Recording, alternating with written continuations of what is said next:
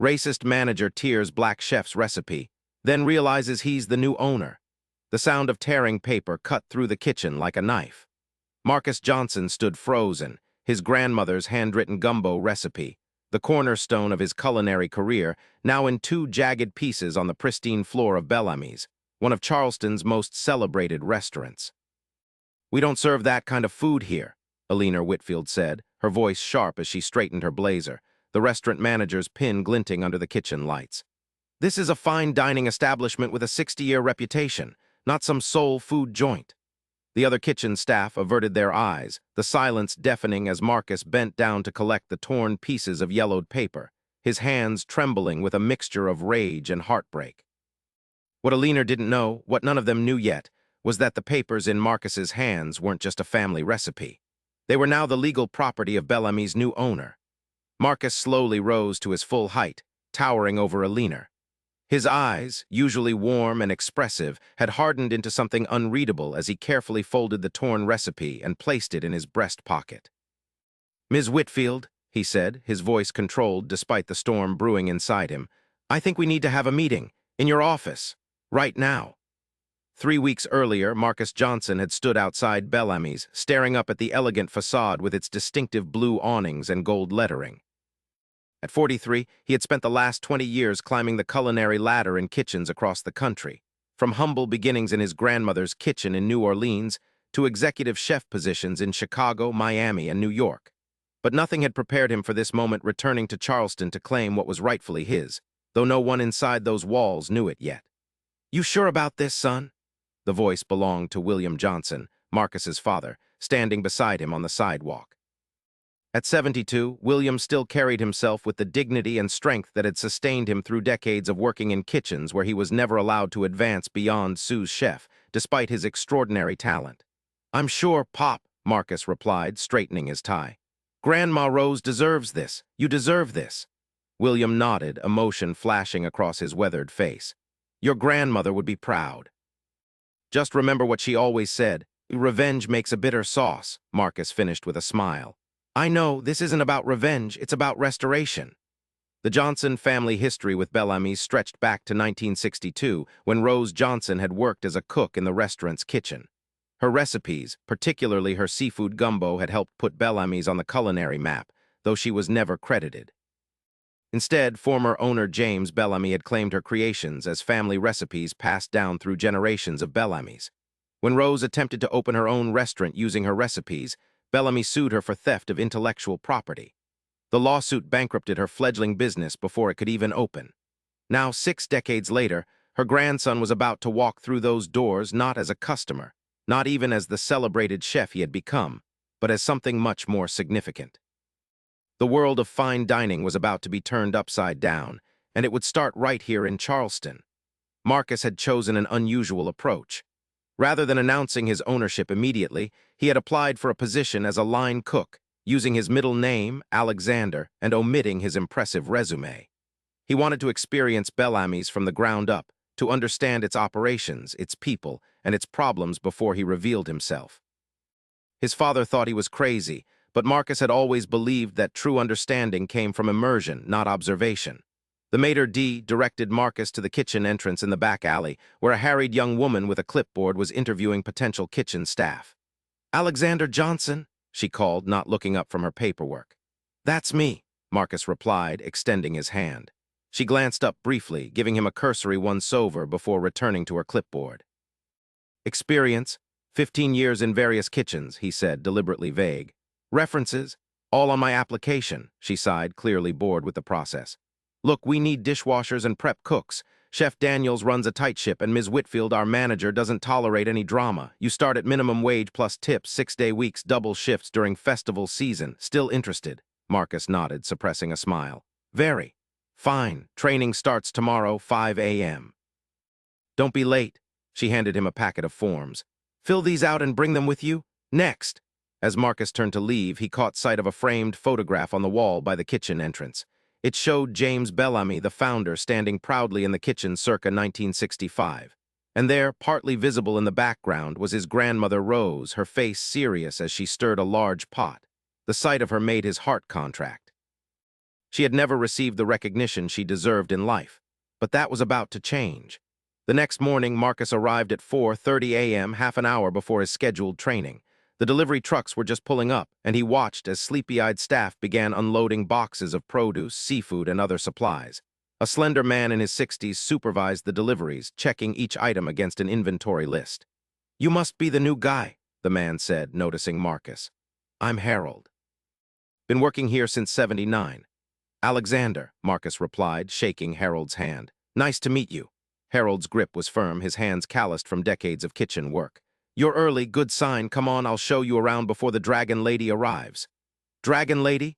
Eleanor Whitfield, restaurant manager, runs this place like a military operation. Not a bad person, just set in her ways. Been here almost 30 years. Marcus followed Harold through the back entrance into Bellamy's kitchen. Despite the early hour, the space hummed with activity as prep cooks chopped vegetables, bakers kneaded dough, and line cooks prepared for the day ahead. The kitchen was immaculate, with gleaming stainless steel surfaces and state-of-the-art equipment. "Beautiful facility," Marcus commented, genuinely impressed. Harold nodded. "Bellamy spares no expense on equipment. It's the staff they cut corners on." He lowered his voice. "Pay hasn't increased in 5 years, but prices go up every season. Most of us stay because, well, there aren't many options for folks our age." Marcus noted the advanced age of many kitchen staff members. "Doesn't seem to be many young people working here. Chef Daniels prefers experience over enthusiasm, says young chefs have too many fancy ideas." Harold chuckled. "Between you and me, he's just afraid of being outshined. Man hasn't created a new dish in a decade." As they continued the tour, Marcus observed the kitchen's workflow, noting inefficiencies and outdated procedures. Despite the expensive equipment, many processes were stuck in the past. It was as if Bellamy's was resting on its laurels, coasting on reputation rather than innovation. Harold introduced Marcus to various staff members. Louisa, the pastry chef who had been creating Bellamy's famous desserts for 25 years. Thomas, the taciturn butcher with hands steady as a surgeon's. And Jerome, a young black line cook who seemed to move twice as fast as everyone else, compensating for something Marcus couldn't yet identify. "And this," Harold said, stopping at a locked door, "is the recipe vault. Only Chef Daniels and Ms. Whitfield have keys. Contains all the secret family recipes that made Bellamy's famous." He made air quotes around family recipes, raising Marcus's curiosity. "You don't believe they're family recipes?" Harold glanced around before responding in a near whisper. "Let's just say I've been here long enough to know which dishes appeared after certain cooks came and went. Bellamy's has a habit of adopting recipes and forgetting where they came from." Before Marcus could probe further, the kitchen doors swung open and a hush fell over the room. Eleanor Whitfield strode in, clipboard in hand, her salt and pepper hair pulled back in a severe bun. She was in her early 60s, impeccably dressed in a tailored suit despite the early hour and kitchen setting. "Good morning," she announced, her voice carrying authority that commanded immediate attention. "We have a private event tonight in addition to regular service. The Henderson wedding party, 40 guests, 7 courses. I expect perfection." Her eyes scanned the kitchen, landing on Marcus. "You must be Alexander. Harold, is the tour complete?" "Yes, ma'am," Harold replied. "Just finished." "Good. Alexander, you'll shadow Jerome today. Learn our systems before you touch anything." She turned to leave, then paused. "And remember, at Bellamy's, we honor tradition. We don't need new ideas. We need execution of established excellence." As she walked away, Marcus caught Jerome rolling his eyes. It was a subtle gesture, barely perceptible, but it told Marcus volumes about the young cook's feelings toward management. "Come on, new guy," Jerome said, motioning Marcus over to his station. "Let me show you how we've been doing things since the Stone Age." Over the next few days, Marcus worked alongside Jerome, quickly establishing a rapport with the talented young cook. He learned that Jerome had graduated from culinary school with honors, but had been stuck at the same position for 3 years with minimal raises or opportunities for advancement. "Chef Daniels says I'm not ready to move up," Jerome explained as they prepped vegetables. Meanwhile, he promoted Todd after 6 months. He nodded toward a white cook across the kitchen who was currently overcooking a sauce. "That doesn't seem fair," Marcus commented, skillfully julienning carrots at twice the speed of most professional chefs. Jerome paused, watching Marcus's technique. "Where did you say you worked before?" "I didn't," Marcus replied with a small smile. "Let's just say I've been around." No offense, but guys with your skills don't usually apply for prep cook positions at places like Bellamy's." "Maybe I have my reasons." Jerome studied him for a moment. You know what? I don't even care. I'm just glad to have someone competent to talk to. He lowered his voice. This place is dying, man. The food hasn't evolved in decades. We're coasting on reputation and tourists who don't know any better. If you could change things, what would you do? Marcus asked. Jerome's face lit up. I'd refresh the menu while honoring the classics, incorporate more local, sustainable seafood, update the plating, it's straight out of the 90s, and I'd definitely rework the gumbo. He made a face. That recipe is all wrong. My grandmother would have a fit if she tasted it. You know gumbo? Man, I'm from Louisiana. Gumbo is in my blood. Jerome grinned. My family's recipe goes back generations. Marcus felt a strange connection forming. Mine too, we're in Louisiana, New Orleans, 7th Ward.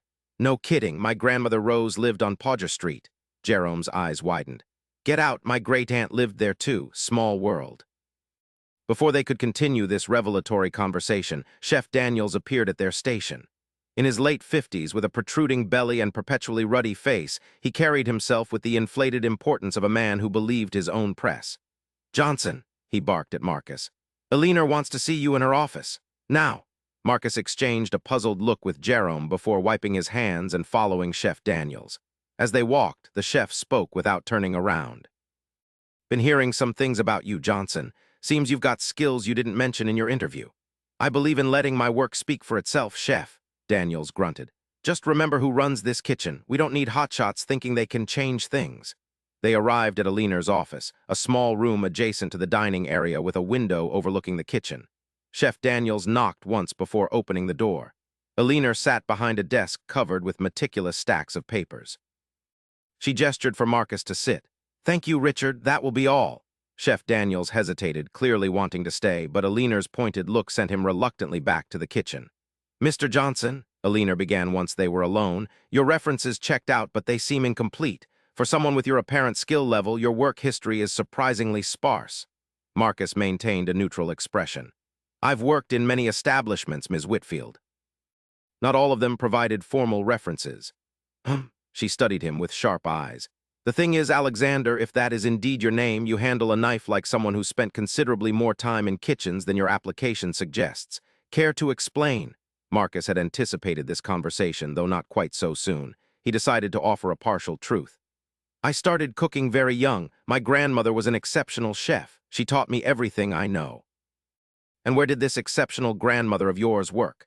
Here, actually, back in the 60s. Eleanor's expression shifted subtly. What was her name? Rose Johnson. The color drained from Eleanor's face. She knew that name. Everyone who knew Bellamy's true history knew that name. I see, she said after a long pause. And is that why you're here, because of your grandmother? Marcus met her gaze steadily. I'm here because Bellamy's is an institution in Charleston. Working here is an honor for any chef. Eleanor didn't believe him. That much was clear, but she couldn't prove anything either. Well, Mr. Johnson, regardless of your motivations, your skills are undeniable. Chef Daniels has reluctantly agreed that you should be moved to the line immediately. Consider this your promotion.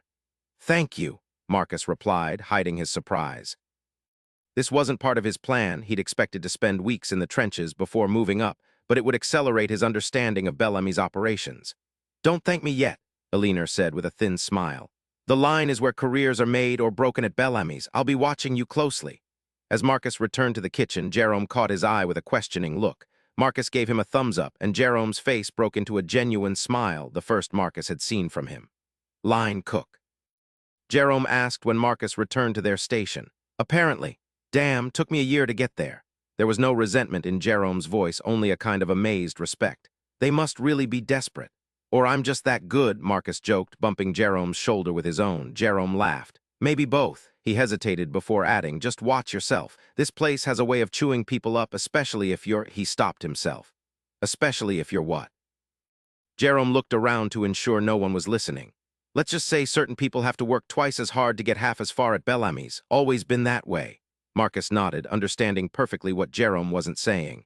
Racial bias in the culinary world wasn't new, and from what he'd observed, Bellamy's was stuck in the past in more ways than one. Thanks for the heads up, Marcus said. I've dealt with it before. Yeah, I figured. Jerome extended his hand. Good luck on the line, man. Show him what you got. The next 2 weeks were a whirlwind as Marcus immersed himself in Bellamy's operations. Working the line gave him insight into the restaurant's strengths and weaknesses. The ingredients were top quality, the techniques sound if outdated, but there was a staleness to the menu that reflected a broader resistance to change. He also began to understand the power dynamics at play. Chef Daniels might have the title, but Alina Whitfield truly ran Bellamy's. She controlled the finances, managed the staff, and maintained the restaurant's image with an iron grip. The owner, officially listed as a holding company called Blue Awning Enterprises, was conspicuously absent, communicating only through quarterly meetings with Alina. Most troubling was what Marcus observed regarding advancement opportunities. Jerome's comment about working twice as hard proved painfully accurate.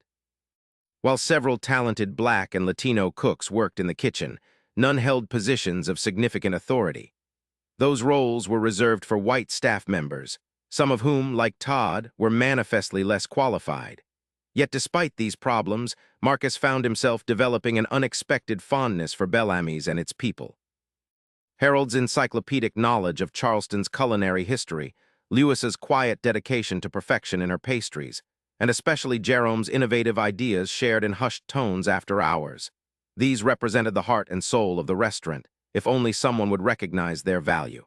Then came the night that changed everything.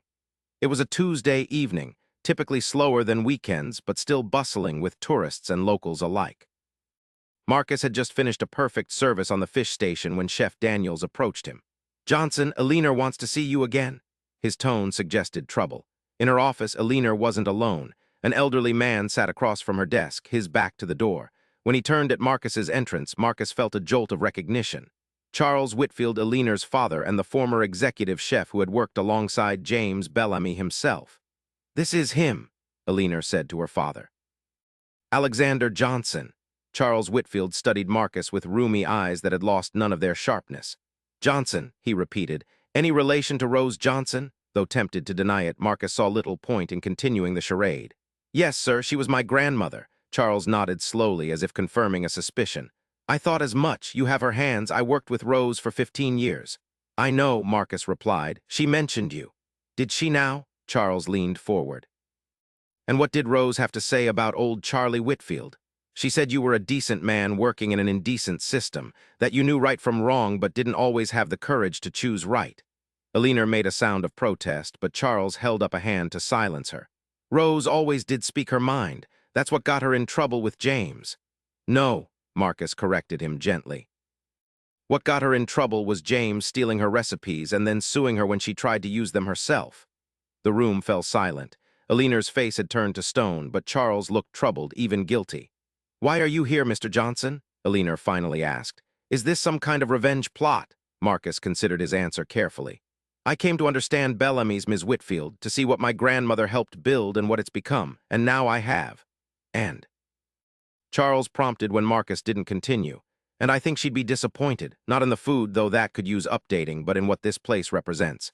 A 60-year-old institution that still operates on 60-year-old prejudices." Alina stood abruptly. "That's enough. I won't sit here and be lectured about prejudice by someone who lied to get hired." "I never lied," Marcus said calmly. "I simply didn't tell you everything. There's a difference." "Semantics," Alina snapped. "The point is, your agenda is clear now, and I won't have it disrupting my restaurant."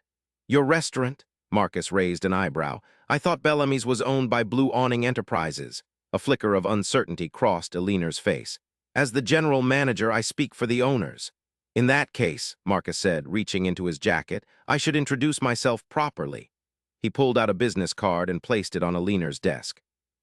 "Marcus Alexander Johnson, CEO of Blue Awning Enterprises. I acquired controlling interest in Bellamy's 6 months ago."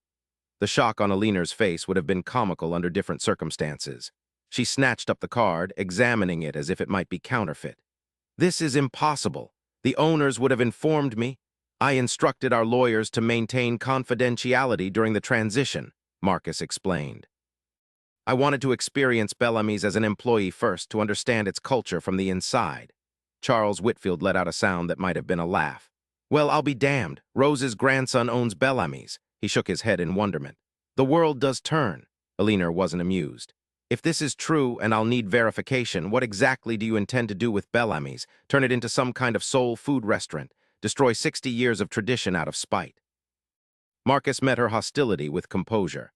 "I intend to honor tradition while embracing progress, Ms. Whitfield. Bellamy's has a rich heritage that deserves preservation, but it also needs evolution to survive in today's market. And yes, that includes acknowledging and rectifying past injustices. Such as? Alina challenged. Such as crediting my grandmother for her contributions, recognizing the talents of all staff, regardless of race. Creating advancement opportunities based on merit rather than bias. He paused, and updating the menu to reflect both Bellamy's history and its future. Alina looked ready to argue further, but Charles placed a weathered hand on her arm. Alina, he said quietly, he's right. The admission seemed to deflate her. She sank back into her chair, suddenly looking every one of her 60-plus years. Verification, she insisted weakly. I'll need verification from the lawyers. Course, Marcus agreed. In the meantime, I'd like to continue working in the kitchen. There's still much I want to learn. The next day, Marcus arrived at Bellamy's to find the atmosphere charged with tension. Word had spread about his true identity, creating a buzz of uncertainty among the staff. Some, like Harold and Louisa, greeted him with cautious optimism. Others, particularly those aligned with Chef Daniels, regarded him with open suspicion. Jerome approached Marcus as he tied on his apron. So, he said, not Alexander the prep cook, but Marcus the owner, huh? I'm still the same person, Marcus replied, just with a different title. Jerome considered this. My mom always said you can tell a person's character by how they treat people when they think no one's watching. A slow smile spread across his face. You passed that test at least. Relief washed over Marcus. Jerome's opinion mattered to him more than he'd expected. Thanks, that means a lot. So what happens now, boss man? You gonna fire everyone and start fresh? No, Marcus said firmly. Bellamy's isn't just a building or a name, it's people like you, Harold, Louisa, but changes are coming, necessary ones. Before Jerome could respond, the kitchen doors burst open and Alina strode in, waving a folder. Mr. Johnson, she called, her voice carrying across the kitchen. A word. They retreated to her office, where Alina slapped the folder on her desk. The lawyers confirmed it. You really are the new owner. Her tone suggested she'd been hoping for a different outcome. I am, Marcus confirmed. Then as general manager, I need to know your plans, in detail. Marcus took a seat without waiting for an invitation. My first order of business is to update the menu. We'll keep the classics that made Bellamy's famous, but we'll refresh them and add new offerings that reflect both the restaurant's history and Charleston's diverse culinary heritage. Alina's expression remained skeptical. And the staff? No layoffs, Marcus assured her, but there will be reorganization based on merit, not seniority alone. Jerome, for instance, should have been promoted years ago. He's inexperienced, he's brilliant, Marcus corrected her, and held back for reasons that have nothing to do with his abilities. Alina didn't deny it, which Marcus took as progress of sorts. And Chef Daniels will remain executive chef if he's willing to embrace change. If not, Marcus left the implication hanging.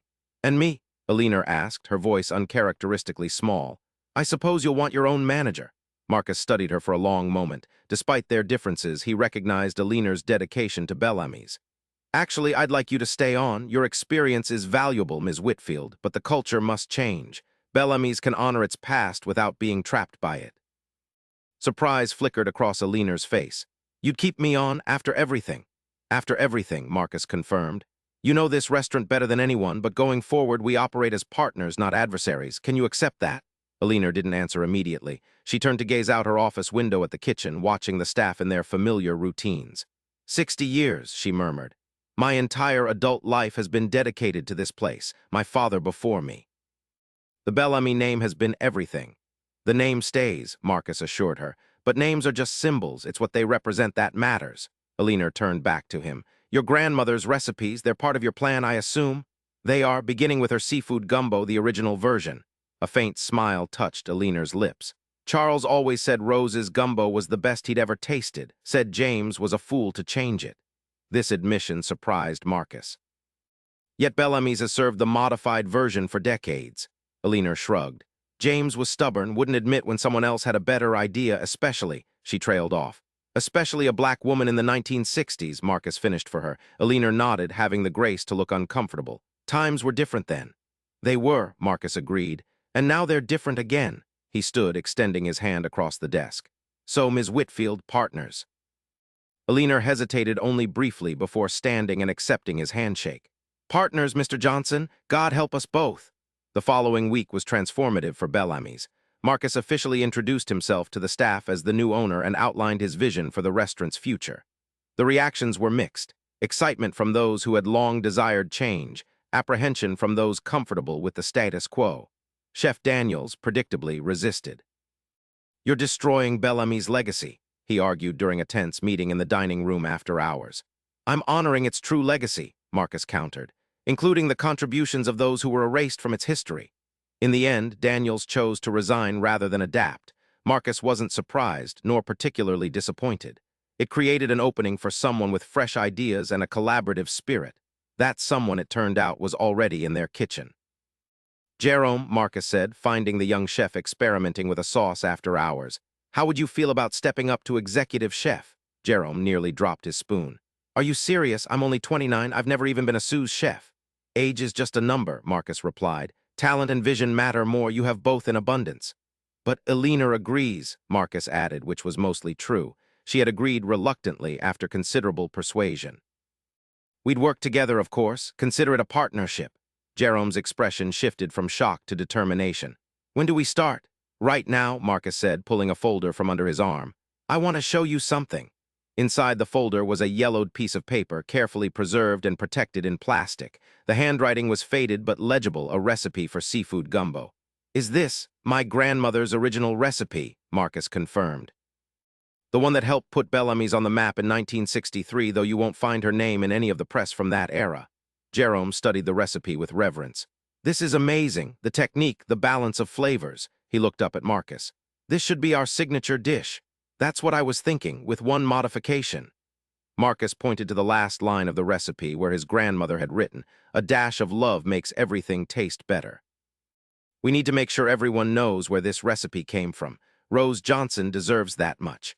Jerome nodded solemnly. "Absolutely no more erasing contributions." He hesitated before adding, "You know, my great-aunt used to talk about a Rose who worked at Bellamy's, said she was the best cook in Charleston but never got her due." Marcus felt a chill. "Your great-aunt, what was her name?" Ida Williams." The name hit Marcus like a physical blow.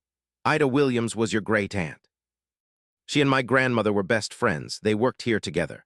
Jerome's eyes widened. "No way. Aunt Ida always said she had a friend at Bellamy's who taught her to make a roux the right way. That was your grandmother." Marcus nodded, too overwhelmed to speak. The connection felt like more than coincidence. It felt like fate. "Man," Jerome breathed, "it's like, I don't know, like we were supposed to meet or something." "Maybe we were," Marcus agreed, regaining his composure. "Maybe this is how we set things right, not just for Rose and Ida, but for everyone who comes after us." The two men shared a moment of understanding that transcended words. Then Jerome grinned. "So, boss, when do we introduce Charleston to the real Bellamy's gumbo?" "Soon," Marcus promised. "But first, we need to have a conversation with Ms. Whitfield." They found Elena in her office, reviewing invoices. She looked up as they entered, her expression guarded but not hostile progress given their history. "Ms. Whitfield," Marcus began, "we'd like to discuss the recipe vault." Elena stiffened slightly. "What about it?" "We need access, all of it, including the original recipes before they were modified." "Those records are sealed." "Not anymore," Marcus said firmly. "Not if we're going to honor Bellamy's true heritage." A battle of wills played out silently as Elena held Marcus's gaze. Finally, she sighed and reached into her desk drawer, removing a small key. "Some of those recipes haven't been seen in decades. James was particular about which versions were used." "I'm aware," Marcus said. "That's exactly why we need to see them." Elena handed him the key. "The complete archives are in a storage room off the wine cellar, box labeled Original Formulations." James kept everything, even the recipes he acquired. Marcus felt a surge of emotion, anger at the injustice, yes, but also gratitude that the truth had been preserved, even if hidden away. "Thank you, Ms. Whitfield." As he and Jerome turned to leave, Elena called after them. "Mr. Johnson, for what it's worth, I believe your grandmother would be proud, not just of what you're doing, but how you're doing it." The words caught Marcus by surprise. "What do you mean? You could have come in with lawyers and accusations. Fired everyone, changed everything overnight, made it about revenge." She smiled faintly. "Instead, you're making it about restoration. That takes character." Marcus nodded, deeply touched by her assessment. "Revenge makes a bitter sauce," he said, echoing his grandmother's wisdom. "Restoration makes a legacy." The following day, Marcus and Jerome descended to the wine cellar, using Elena's key to access the storage room beyond. Decades of Bellamy's history surrounded them. Financial records, menus, press clippings, photographs, the complete chronicle of a restaurant that had helped define Charleston's culinary scene. In a corner, partly obscured by newer boxes, they found what they were looking for: Original formulations. The box was dusty but intact, containing dozens of handwritten recipes dating back to Bellamy's founding in 1957. Marcus reverently lifted the first stack of papers. "These are organized by year," he noted, scanning the dates. "Let's look at 1962 through 1965. That's when my grandmother worked here." They carefully separated the papers by year, spreading them on a nearby table. Among the recipes from 1962, Marcus found several in handwriting he recognized immediately: Rose Johnson's distinctive script with its elegant loops and precise measurements. "My God," he breathed. "There are at least a dozen recipes here in my grandmother's hand." He flipped through them: shrimp and grits, crawfish etouffee, blackened catfish, buttermilk biscuits, peach cobbler, all staples on Bellamy's menu for decades, all attributed to the Bellamy family. Jerome examined the recipes with growing amazement. "And look at this notes from James Bellamy on how to modify them." He pointed to handwritten annotations in the margins. "Reduce spice, omit file powder, replace ham hock with bacon," systematic alterations that stripped the dishes of their Creole and Southern black culinary influences while maintaining their fundamental appeal. He didn't just steal her recipes, Marcus realized. He whitewashed them. They continued digging and found more treasures. A 1963 newspaper clipping mentioning Bellamy's exciting new menu, without crediting the black cooks who created it. A letter from a food critic praising James Bellamy's innovative fusion of traditional Southern and Creole techniques. A draft of the lawsuit against Rose Johnson, accusing her of stealing recipes that were, in fact, her own creation. Perhaps most damning was a photograph they discovered at the bottom of the box. Rose Johnson and Ida Williams standing proudly in Bellamy's kitchen, a handwritten note on the back reading, "Rose and Ida, the real magic behind the menu. Don't let James know I kept this. CW, Jerome read. Charles Whitfield. Eleanor's father, Marcus confirmed. He knew the truth all along. Armed with irrefutable evidence of his grandmother's contributions, Marcus could have exposed Bellamy's fraudulent history to the world. He could have held a press conference, embarrassed the Bellamy name, and positioned himself as the righteous avenger of past wrongs. Many would have considered it justified. Instead, he chose a different path. 2 weeks later, Bellamy's closed for 3 days, an unprecedented event in its 60-year history. When it reopened, Charleston's culinary elite, food critics, and longtime patrons received invitations to a special dinner introducing Bellamy's legacy menu, a celebration of our complete history. The dining room had been subtly transformed. New photographs lined the walls, showing not just James Bellamy and white chefs in posed publicity shots, but the complete kitchen staff throughout the decades, including prominent images of Rose Johnson, Ida Williams, and other Black and Latino cooks whose contributions had previously gone unacknowledged. The menu itself was a revelation. Classic Bellamy's dishes restored to their original recipes, alongside new creations that honored those traditions while pushing them forward. Each dish included a brief history of its origins and the names of those who had created or perfected it over the years. At the center of it all was Rose Johnson's seafood gumbo, described as the dish that defined Bellamy's, created by Rose Johnson, 1962, and refined by generations of chefs, now restored to its original glory under the guidance of her grandson, owner Marcus Johnson, and executive chef Jerome Williams. Eleanor Whitfield, still general manager but now embracing her role as partner in the restaurant's evolution, personally greeted guests and guided them through the new menu and its history. The pride in her voice when she spoke of Rose and Ida surprised even Marcus. Charleston's response was overwhelming. Food critics raved about the authentic flavors and soulful execution of dishes many had thought they knew well. Regular patrons expressed delight at the refreshed menu that somehow felt both new and familiar. And a younger, more diverse clientele began discovering Bellamy's for the first time, drawn by word of a 60-year-old institution that had found a way to honor its past while embracing the future. 6 months after Marcus's dramatic revelation in the kitchen, Bellamy's was thriving as never before. Reservations were booked weeks in advance. The staff, now reflecting the diversity of Charleston itself, worked with renewed purpose and pride. And in the kitchen, something magical was happening, a genuine collaboration across generations, backgrounds, and culinary traditions. On a quiet Sunday evening after closing, Marcus found himself alone in the dining room, gazing at his grandmother's photograph. He had added a small brass plaque beneath it. Rose Johnson, 1932-012, the heart of Bellamy's. I did it, Grandma, he whispered. Not the way I expected, but maybe the way you would have wanted. Talking to yourself? The voice belonged to his father, William, who had entered silently. Marcus smiled. Just updating Grandma on our progress. William joined him in front of the photograph. She looked so young there, so full of fire. He placed a hand on his son's shoulder. You know, when you first told me your plan to buy this place, I thought you were crazy or looking for payback. Maybe I was a little, Marcus admitted. But something changed once I got here. I realized it wasn't about erasing the past or getting revenge. It was about making things whole. William nodded thoughtfully. Your grandmother used to say that cooking wasn't about the individual ingredients, it was about how they came together to create something greater than themselves. Sounds like she was talking about more than just food. Rose usually was, William chuckled. She'd be proud of you, son. Not just for reclaiming her recipes, but for how you've brought people together. That's a legacy worth having. At that moment, the kitchen doors swung open and Jerome emerged, followed by Alina. They were deep in animated conversation about a new dish they were developing together, an unlikely partnership that had become one of Bellamy's greatest strengths. Mr. Johnson, Alina called when she spotted Marcus.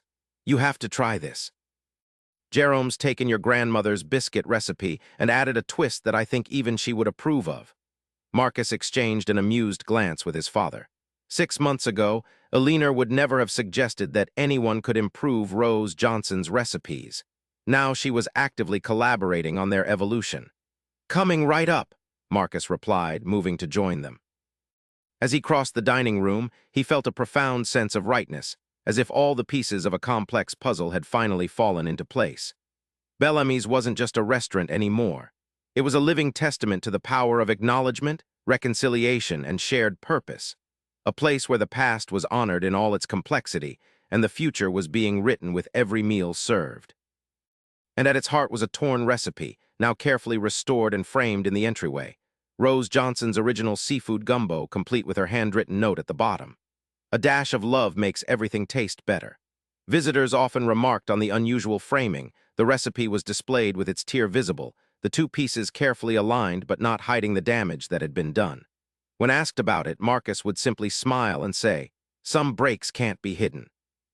But they can be healed, and sometimes the mended piece is stronger and more beautiful for having been broken. In a city built on history and tradition, Bellamy's had found a way to move forward without forgetting where it came from, and who had helped it get there. That, Marcus reflected as he joined his unlikely family in the kitchen, was a recipe worth following.